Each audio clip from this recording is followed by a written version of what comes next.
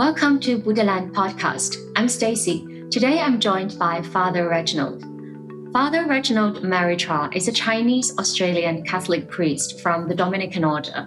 Reginald's work sits at the meeting point of philosophy, contemplative practice, and the search for meaning.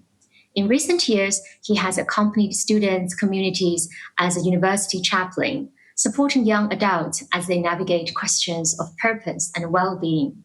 Now based at Blackfriars in Oxford, he is completing doctoral research on the nature of being and identity in a rapidly changing world.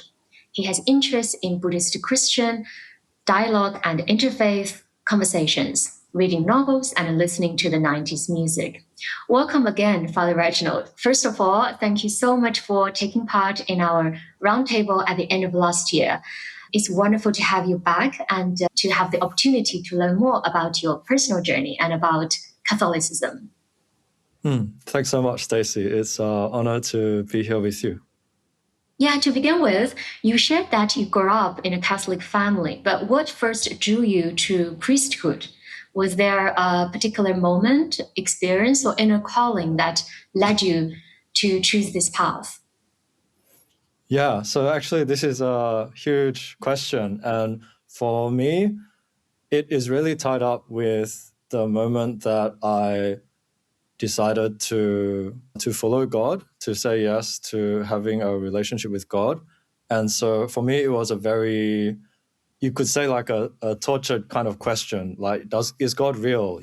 Does God really exist? And if so, then who really is God? And for me, none of this question was really never settled, even though I grew up in a Catholic house and we would go to church on Sundays and I went to a Catholic school. But I think, I have this interest in really questioning. And when I was in high school, I really like to read books on philosophy by atheists. And so for me, it really seemed like a question that almost could never be settled, that to really know that God exists.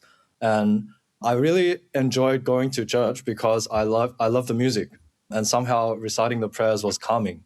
And I have friends who are Catholic, and so I enjoyed being part of the Catholic community, but it never really seemed to me that I could fully be Catholic because of my doubts and my questions.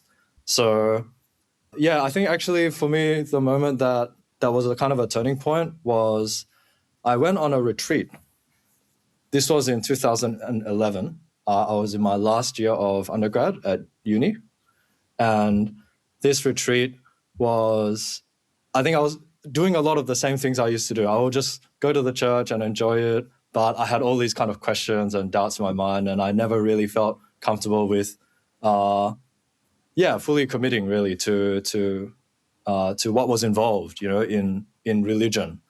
But then I read there was this booklet with me that I brought. I just brought something to read. And it turned out that this book was by a saint. His name is Saint John Henry Newman. He has just recently been made what's called a doctor of the church, so a great teacher for Catholics.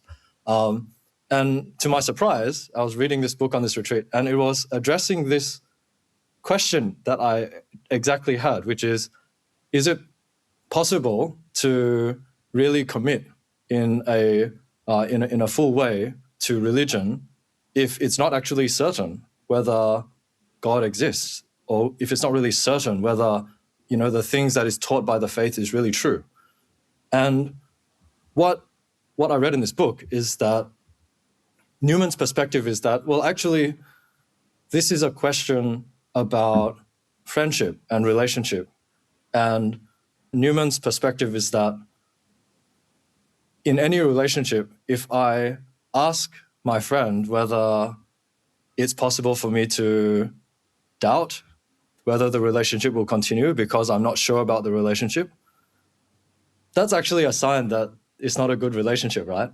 Because a relationship should involve commitment, and it shouldn't, and it should involve a kind of faith, right? If I'm starting to question and to doubt whether or not the relationship will last, it's kind of a sign that, it's already on the way out.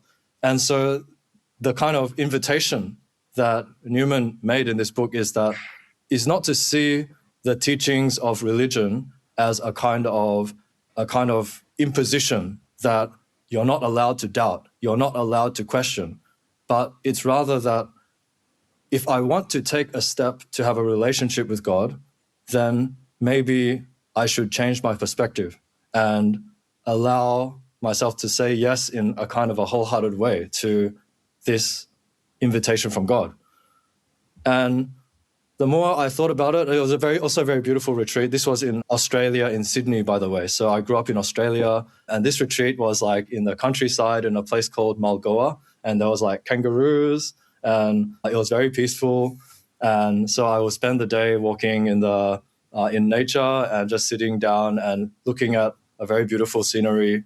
And then just the more I thought about this question, the more it seemed like it's not really that I have to stop questioning, but that I have an opportunity to have a relationship with God and to just jump into that. And so that was the moment where I decided to say yes to God and to try to have a relationship with God. And then after that, things kind of changed, because before that, I never really thought of anything to do with priesthood or being involved with the church in a very serious way, beyond just kind of going and listening to music.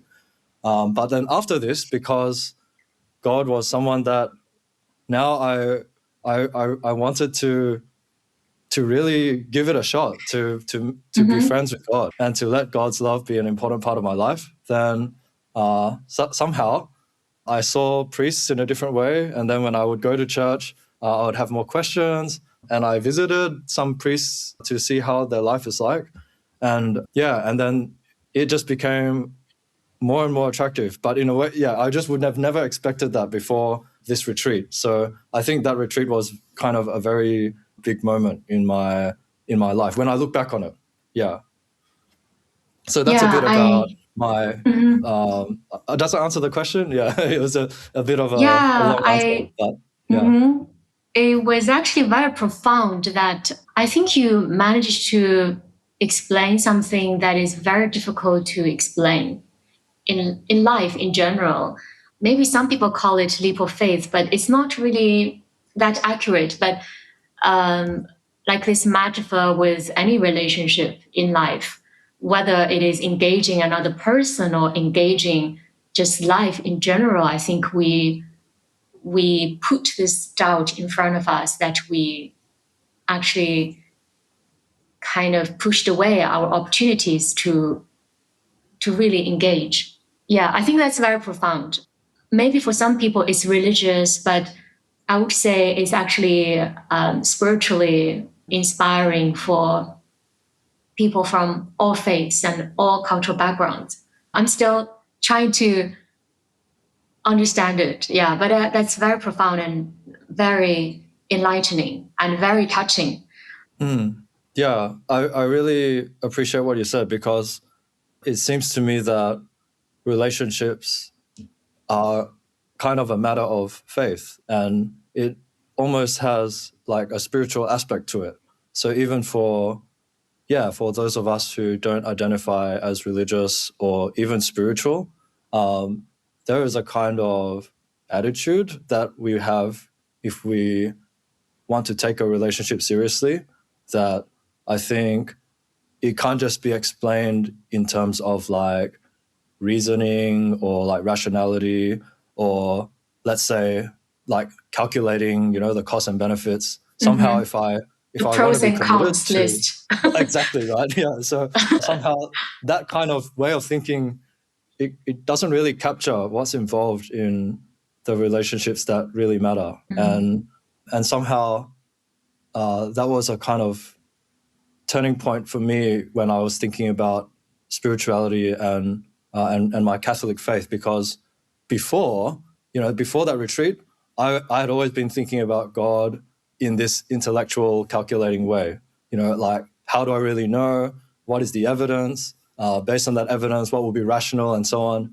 And then, the moment that it was suggested to me, from this book, that maybe there's another way to think about faith and spirituality and religion. I wouldn't say it's less rational, but it's it's different, right? Because it's a different way of seeing. Because I don't think relationships are irrational.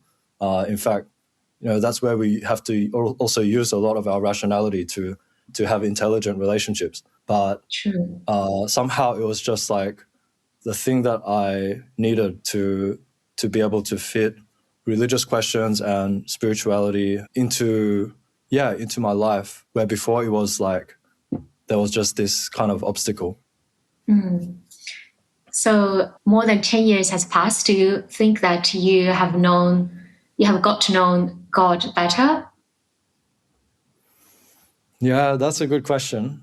Yeah, I think from one point of view, it's actually that I know less. Okay, interesting. I think even after I decided to make that step, to say yes to God and to start this journey of faith, I still brought with me a lot of these assumptions that I think I in general, I have this kind of approach to life where I do really like to calculate, and to read and to study, and to try to be knowledgeable. Exactly. Yeah. I love that kind of intellectualizing. I was studying a master's in philosophy when I was just before I decided to take that final step to become a priest. And so I still very much enjoyed this kind of way of reasoning through things. And I think, the more that I've spent time with God in my Catholic life, I've come to be aware in a more concrete way about the limits of what this kind of reasoning can really say, about a relationship with someone like God, because God by definition is beyond our concepts. If God was something I can conceptualize very clearly, then actually from a Catholic point of view, it will stop becoming God. It will actually become an idol, and I start to worship an idol that I created rather than the real God, who has to be beyond my concepts. So I think, the last few years is a kind of painful process to slowly let go of some of the things that I would like to say about God, or the things that I like to think I know. But actually, it's like a mystery that I'm just slowly becoming more comfortable with. Yeah. But then from the other point of view, of course, I learn more about scripture, for example, the Bible, because that's part of our training as priests. And to learn about the stories of the Bible from the Catholic faith, that is also learning about the way that God loves humanity, through the history, through the Jewish people, and then also the history of the church, and the way that Jesus speaks to the disciples. All of this kind of reveals the way that God loves us so much. And so that is a way of learning more about God and the love of God, and that I can kind of trust. Maybe I can be more trusting in the love of God. So I think in that sense, I feel more comfortable now, like than I did 10 years ago, with the idea that God is someone I can rely on, and God's love is real, and maybe it's okay if I'm not questioning it so much, and if I really, let that be something that is something just that's present in my life, right? Like a relationship that I really, with someone that is so good to me that I don't have to actually question whether or not they will continue to be good to me. Yeah. Yeah, so for those of us who are less familiar with the Catholic tradition, what kind of formation and training does one go through to become a priest in your tradition? Right. Yeah. Right. So, this is a kind of famously kind of complex process in a way. It takes about 7 years, and there are also variations with different like parts of the world, and also different what's called religious orders. So I joined a religious order called the Dominicans, named after Saint Dominic, also called the Order of Preachers. And so this is kind of one of the historical orders in the church of priests and also brothers who live together in community. That's why I wear this white robes. That's also part of our the clothing that's specific to the Dominican order. And so for the Dominicans, we start off the 7 years of training with Mm-hmm. 1 year called the novitiate. So, for that year, I'm a novice. I've just started. And that's kind of a way to simply live the life, no commitments. So I can leave anytime I want in that year. But then I will wear the habit, the clothing of the order. I receive a new name. And then I kind of allow myself to just experience the full routine of life in this order. So we have the morning prayers, the evening prayers, the night prayers. We have the meals in community together. It's very structured life, and also in a way is a kind of monastic life. So there's a lot of time for silence. So that's a kind of testing period to see whether I really want to spend the rest of my life doing something like that. Yeah, and then after that, there's a period of temporary vows. So after the first year, we make a vow of obedience, and this includes to live chastity, that we don't get married, poverty, so we don't own possessions, so we share the possessions in the community, and then and obedience is that we are kind of open to be serving wherever we are asked to serve by the community as well. So that's a trial period of about 4 years, the temporary vows. And then at the end of that, if still want to continue, then that's the final vows. So vows for life. And then 2 years after that, then there is the ordination to the priesthood. So I guess there's a lot of time and during all of this, there's the formal studies as well. So it's kind of like the equivalent of getting a degree, undergraduate degree, and then a master's degree. So, and the studies is there to study, like the scriptures. Also, philosophy is a big part, and some more specific things like Latin, because a lot of the documents of the church is written in Latin. So, so I think the time was good for me because it really gave me the time to really think through all of, I still had a lot of questions and uncertainties and doubts. And I think, having time to really work through that and to really think carefully about whether I wanted to live the rest of my life, not being married, for example, that was like a big one. So having that time was really helpful to see whether I can really be at peace, or whether, or whether my happiness will be somewhere else. Yeah. But somehow I found it a very enjoyable process, and I still do. So, but I think that's the purpose of, this kind of long formation.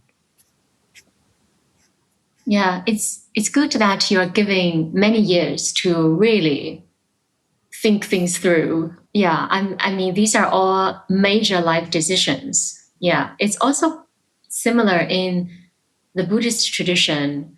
I don't think in Buddhist tradition you have very specific years, but you also have this novice state and then ordination. But I'm not sure how strict it is for a layperson to become a monk. But when you become a monk, then especially in Tibetan traditions, if you want to get higher degrees, like become a lama or become a kempo or geshe, that's like years of studies, and then you have to pass through more rigorous training and examination.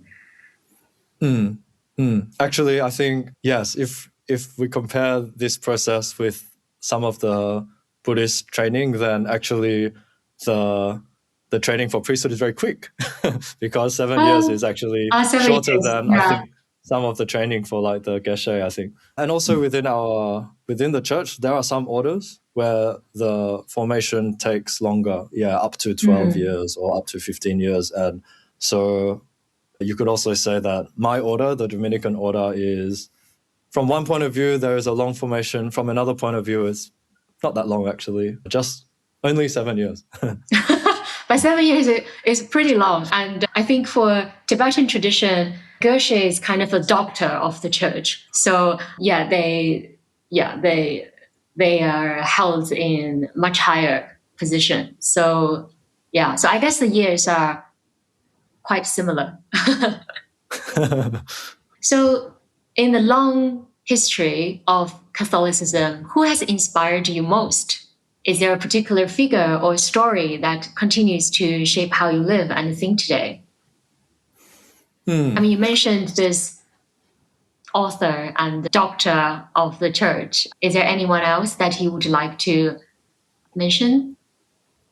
Yeah, so when I did my formation and the studies during my formation period, I chose to do my master's thesis on another Catholic saint who is also a doctor of the church, Saint Thomas Aquinas. And one reason why I chose him is because he is also a member of this order, the Dominican Order.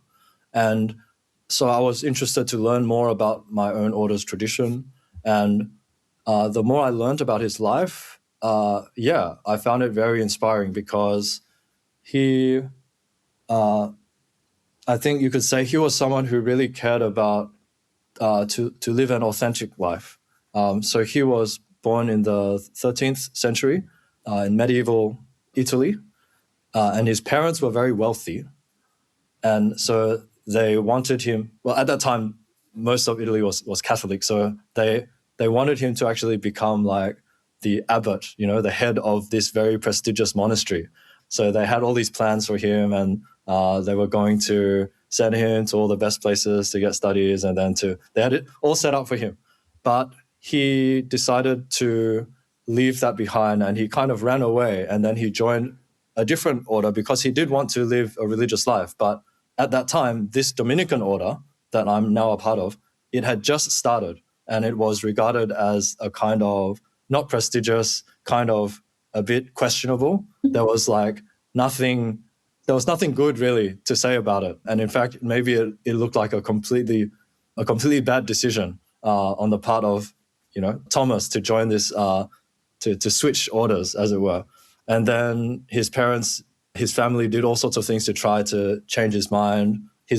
At one point, his brothers actually kidnapped him, and then they brought him back to the family house.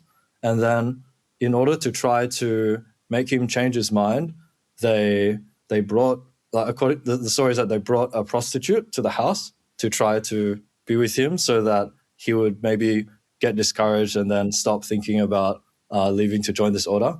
And then the story goes that when this happened, he took a stick from the fireplace, and then he took this burning stick and then chased them away. And then he locked the door, and then he wrote, and then after this episode, God gave him this gift of chastity, of being kind of protected from temptation. So this kind of I think what I like about this story, how much of it is true, is that he was someone who had a very kind of strong desire to live an authentic life for himself, rather than to follow, let's say, prestige or wealth or honor or status.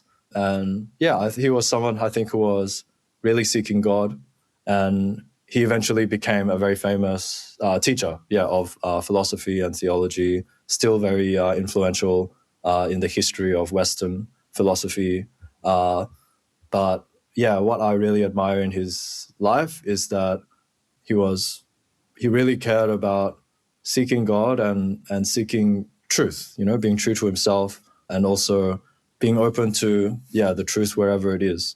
So he was also famous for studying the pagan philosophers. So these were philosophers who were not, at the time, they were not Catholic, and they were not regarded as appropriate for Catholics to study because they seemed to be teaching falsehoods, right, that were contrary to, they didn't believe in God, and they didn't have a worldview that was in line with Catholicism. But for St. Thomas, all truth is inspired by the Holy Spirit. So he was very convinced that to study any wisdom will be a way of building up the Catholic faith and not actually threatening it or destroying it, because anything, if it's true, will actually also come from God.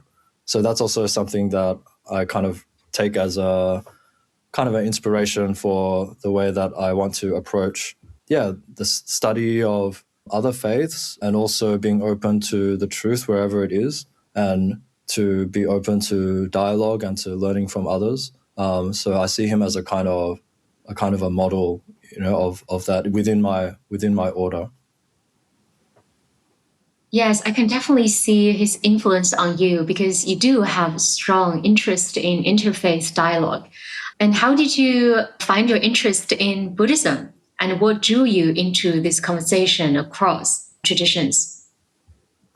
So after I became ordained as a priest, this was in 2020. It was actually during COVID. So my ordination ceremony was very limited in numbers because of the fact that they had all of the lockdown procedures still in process. But it looks very grand. Yeah, for anyone who is interested, please look up on the internet because, I love rituals. I'm an art person. So aesthetically, it was beautiful, although I was not there. But I can imagine how magnificent the ceremony was. Yes, after actually being able to get to this place in Perth, it was quite fine. But the difficult process was being let through all of the border security. And actually, that ordination ceremony, it happened the day after I had to do 2 weeks of mandatory self-quarantine. I see. It was a government-imposed retreat before the ordination. Okay. But then after that ordination, I was 28, and my first assignment, my first ministry as a priest was to work as a chaplain at a university, a university chaplain in this Catholic university in Sydney. And then I was also asked to teach a course on philosophy, and it was called the Philosophy of the Human Person. And of course, because it's a Catholic university and I'm a Catholic priest, the content of it is quite really sharing a Catholic perspective also on the human person.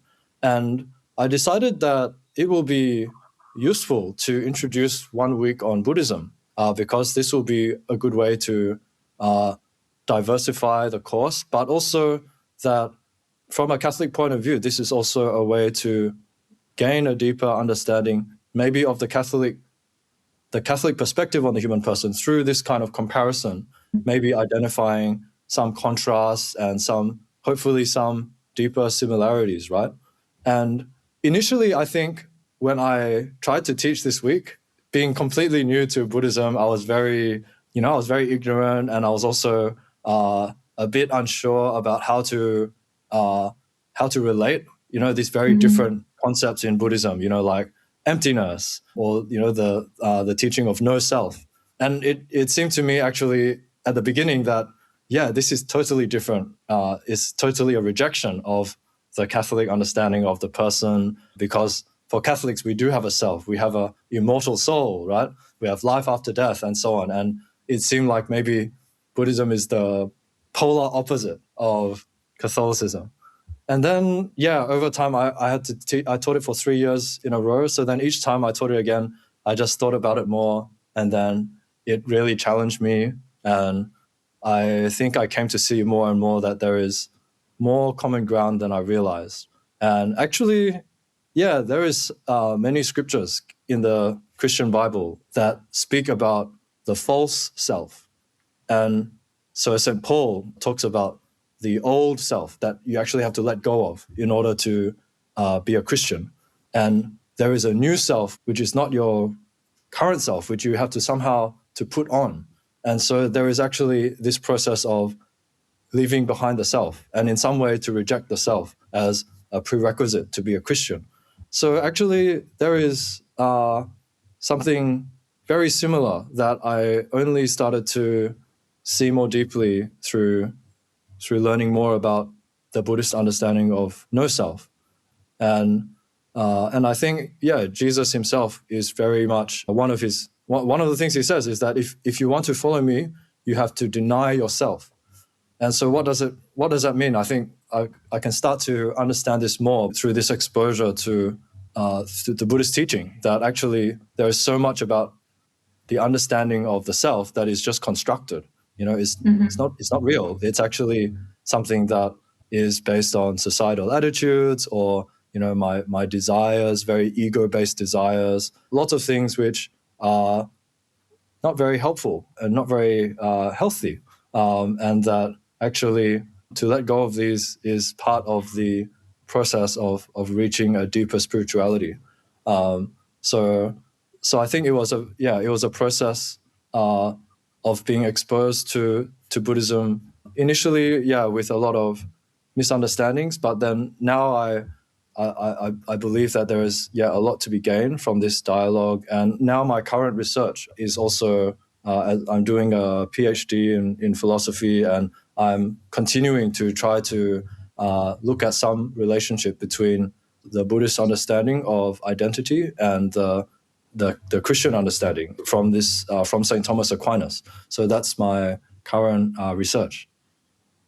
Yeah, let's talk about your current work. You are pursuing a doctorate not strictly in theology, but in philosophy. I mean, in our world today, when technology and business dominate so much of our attention, how do you see philosophy remaining relevant to modern life? This is a big question. I think that at the bottom, philosophy is nothing more than the search for wisdom and truth. And so I think in this way, everyone is using philosophy of some sort. The thing that I think philosophy is useful for is questioning assumptions that otherwise we will take for granted. So I think a lot of the discourse around technology and productivity is based on certain assumptions about what will make for a happy life. And for example, the assumption that technological progress will in some way lead to higher levels of well-being or greater help for humanity. It may be true, but it's an assumption that deserves to be questioned. And this kind of careful questioning belongs, I think, to philosophy, or certainly philosophers can provide some helpful contribution, I think, to that discussion. Religion, of course, is also something that provides answers to some of the questions that we think of about wisdom and truth. So I think religion and spirituality are also partners in this discussion of what are the assumptions that we really want to bring to really making technology or productivity part of a really happy, flourishing life. But again, I think religion can involve assumptions that deserves to be questioned. And so this is something that is in the Catholic tradition is very emphasized, that our faith without some kind of philosophy or questioning becomes something like fundamentalism. It becomes blind.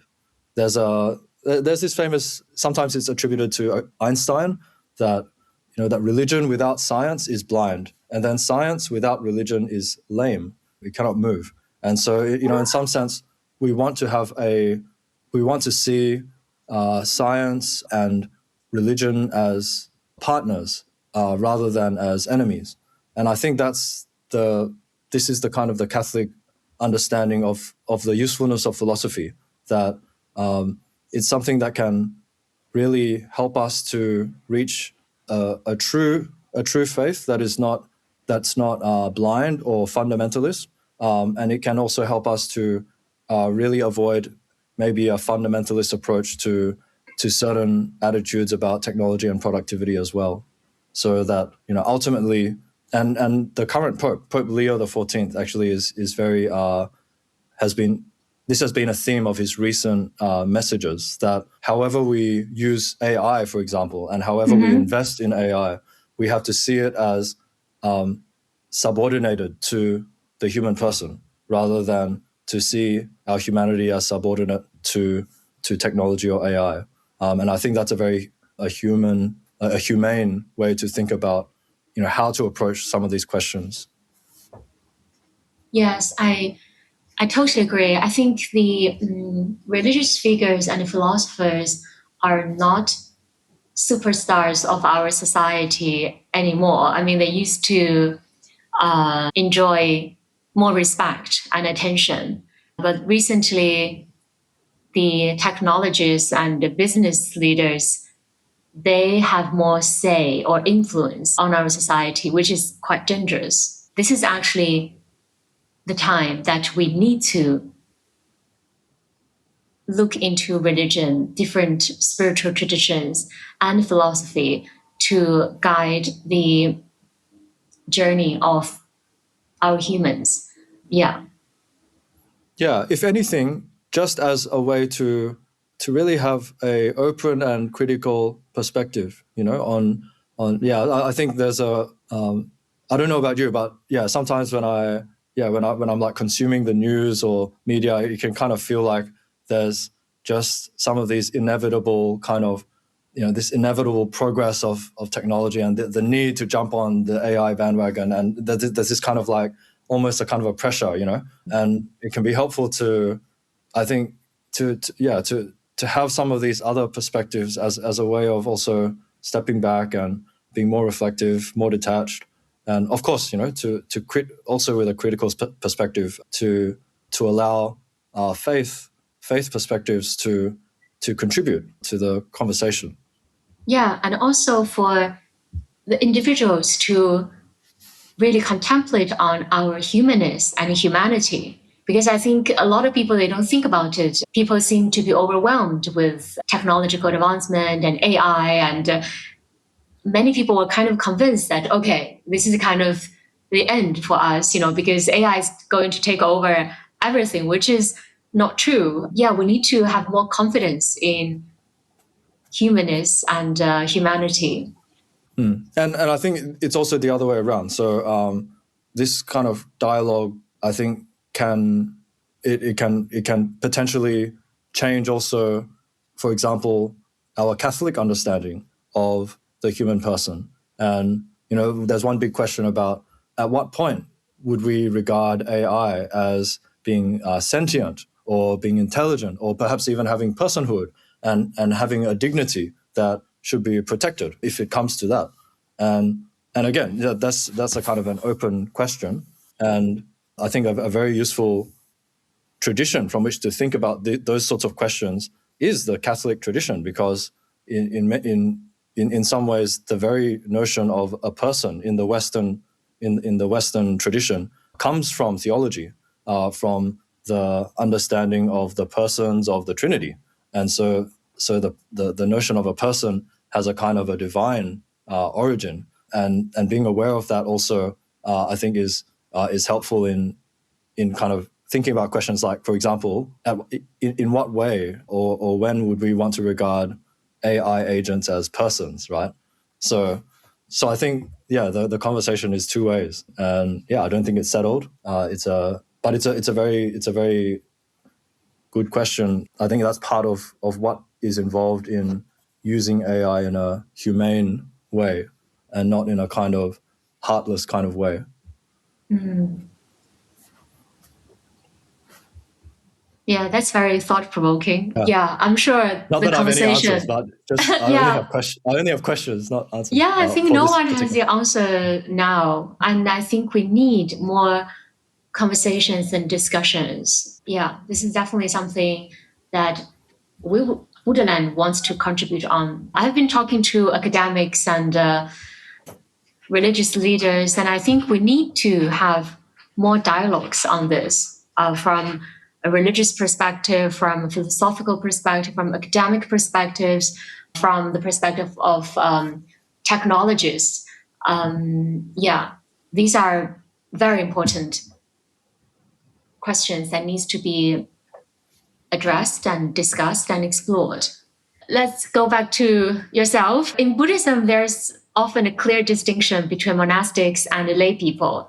And Catholic priests, however, seem to live between the secular and the religious world because you work in ordinary society while holding a sacred role. How do you personally navigate identity, presence, and this sense of fluidity? Yeah, I think this is a really interesting question, and I feel like it's also, in a way, being a priest is maybe similar to the where Buddhist monks who are called venerable and so on. You have a sacred title, and you also have robes which are a marker right? They're a sign of a different kind of life. And how does that sit with secular life? For me, this was like one way this question was really vivid for me was like when I first joined the order. The first year, I basically didn't want to take off the habit, like I would just wear this. I'll wear this to sleep. I'll wear this while I'm working. I'll wear this while I'm playing sport. And I would almost feel very uncomfortable when I took off, if I had to take off the habit. And then, of course, there are many ways to kind of be a religious. And in our order, we actually don't have rules about when to wear or not to wear the habit outside of our monastery. And so most of the time when I come here, I'm actually in the university library. Most of the time when I come to the library, I won't wear the robes. I will just wear my normal clothes. And then actually under this habit right now, I'm wearing normal clothes. So then it's kind of raises this question of, well, what is the significance of this kind of sacred symbol that can just be, taken off, right? And then instantly transformed in one moment from like a sacred kind of image to a secular image. And I think that from a Catholic point of view, the signs are very important. Signs have a very important role as a kind of symbols. Link. Yeah, and they're the way in which we encounter what is holy and what is divine, because there are these material signs of an invisible reality that is beyond this world. And in fact, one of the names of Jesus is he is the image of the invisible God. So Jesus himself is this visible sign of the invisible God. Signs are not the reality. So Jesus is a kind of exception because he is both the sign and the reality. Whereas this habit that I wear is actually a sign, but it's actually not the reality. And so there is a kind of important question of how to how to kind of have a proper respect for signs while at the same time not to idolize them. And I think some of the challenges of religion in modern life is being overly attached or attached in unhealthy ways to old or historical signs of faith, or perhaps to forms of prayer or forms of living that are no longer helpful signs for modern people to encounter the divine. And so there's it's an ongoing debate about, for example, how useful is a sign, for example, like this habit for starting this kind of openness and awareness of the divine in the world. Historically, for Catholics, the priest will wear a Roman collar, and so it's like the black collar with the white, and for some people, this is actually a sign of oppression now, or a sign of something that is the opposite of something holy, or something that allows for an experience of God. And I think it's kind of, I think it's useful and good to always question whether a given sign is or is not appropriate for the purpose of being a kind of sign of the transcendent or of what is holy.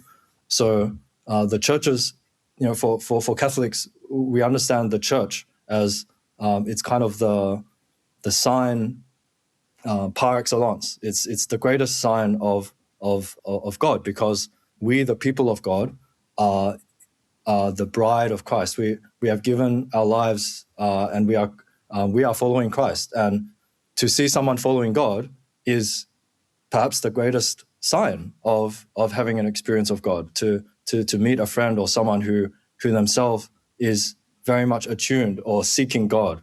But there are many ways to do that. So it doesn't have to be attached to a particular way of a particular structure of the church or a particular building. So I guess I'm just sharing all this as a kind of, the start of a conversation rather than any the end of a conversation. But I think for those of us who have this role of being like a monk or a religious, it's a very interesting question of because it's kind of like our job, as it were, to propose certain signs or ways of visibly having an encounter with God.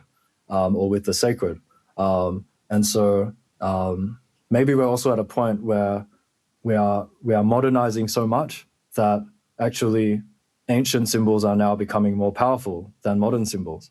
And maybe we're at a time where there is actually, maybe the time is right to rediscover some of the power of ancient symbols of faith and of God, rather than creating some new modern symbol that might end up being more secular, than sacred.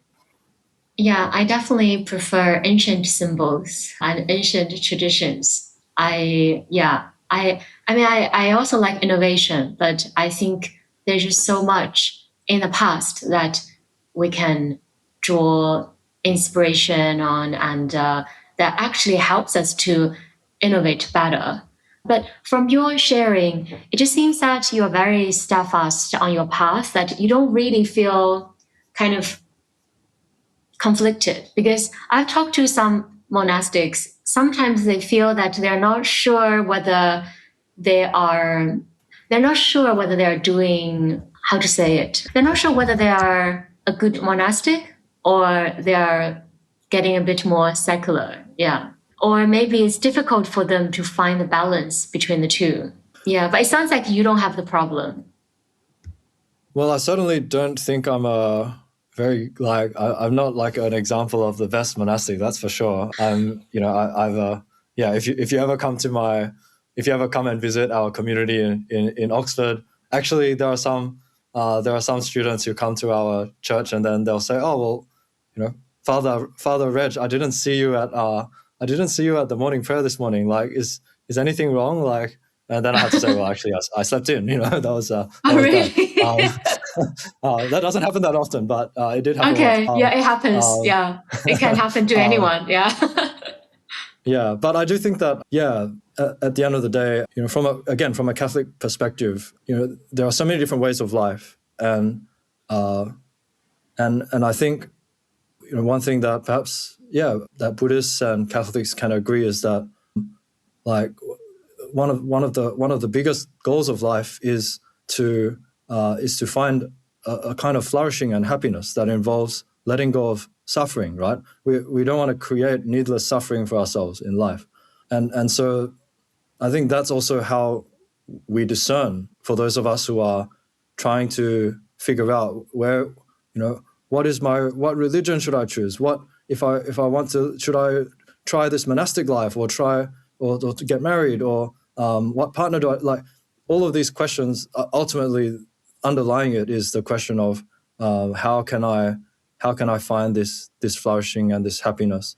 And in principle, any way of life is compatible with this deep peace and happiness if I have a certain perspective where I can see that maybe some of these outward forms of life are not actually essential to the happiness. There can actually be a happiness that can be found from something deeper that could perhaps be always present in my life, regardless of what choice I make.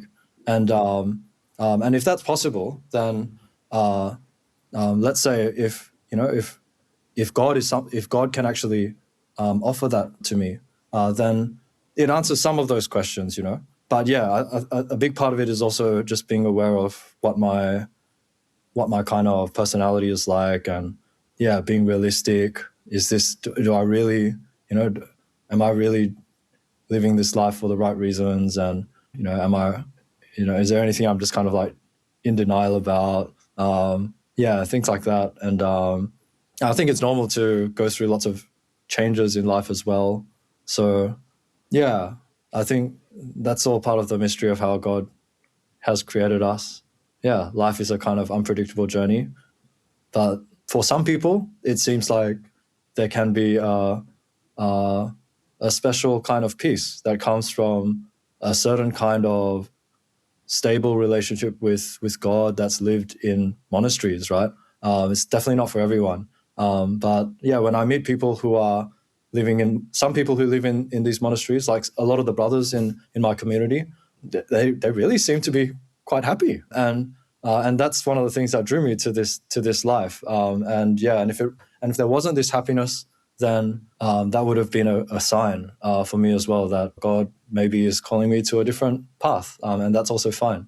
So I do wonder whether there could be some parallel here with the way that maybe Buddhist monastics will discern where they are, what place is best for them in life. Yeah, for me personally, I feel that all the religions, we share the same truth and experience of happiness. We probably just approach it differently, or maybe we just word it differently. Yeah, especially when it comes to making decisions. If the decision is based on some process of reflection, reflecting on, well, am I choosing this because it's kind of like a momentary impulse, or is there also something beyond this kind of impulse? Like, am I just joining the monastery because I really want to get away from my annoying housemates, who are living with me or something like that? Or is there actually a deeper reason that, when I let go of those momentary desires, there's still something there?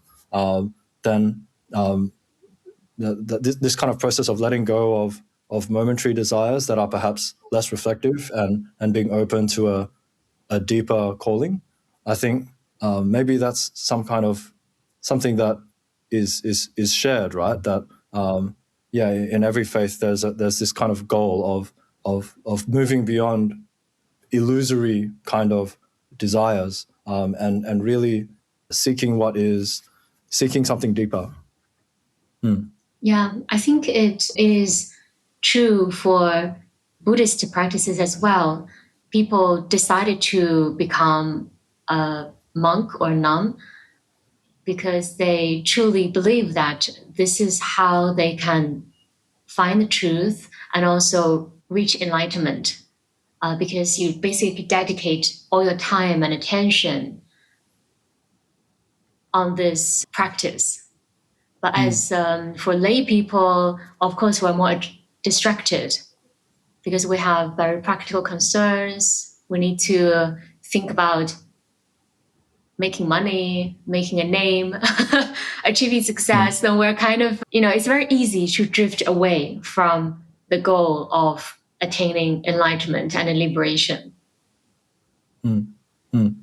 Yeah. I think enlightenment is also, I think, something that is this image of the light, and Jesus calls himself the way, the truth, and the light, and to see the light is to see the truth of that the Christian path is offering as well.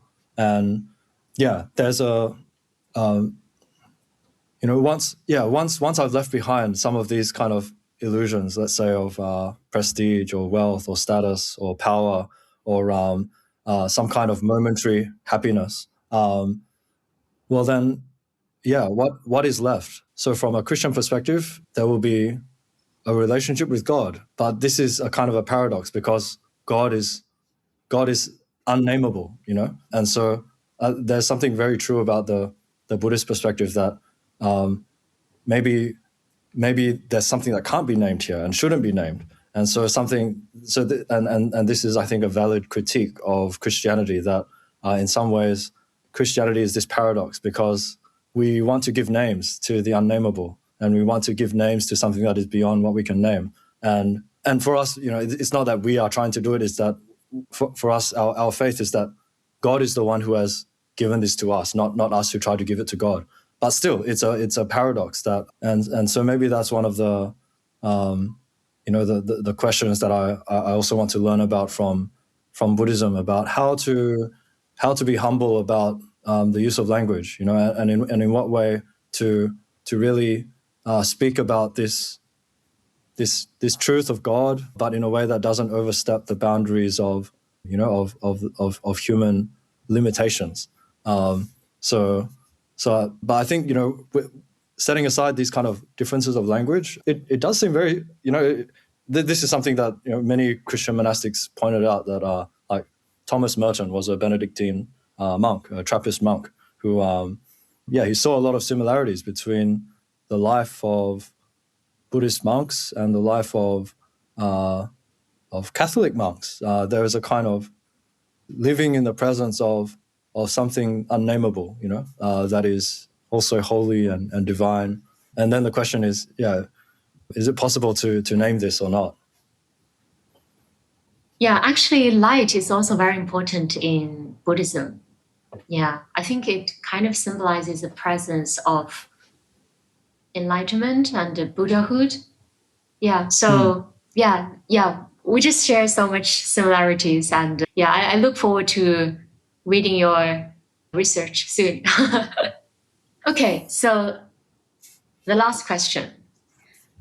Are there any Catholic practices, either contemplative or communal, that you feel could genuinely support well-being for people today, even beyond the church?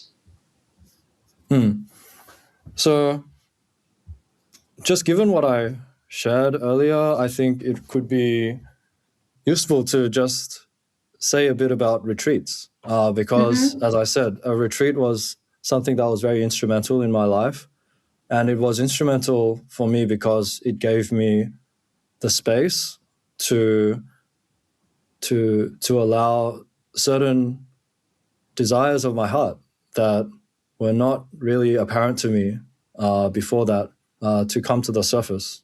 And I think we live in a very busy world, and we try to make time for practices that will be, 10 minutes before bed to do some mindfulness or something, which can be definitely useful in their own way. There is something, I think, about really giving time to God or to yourself in a more extended way.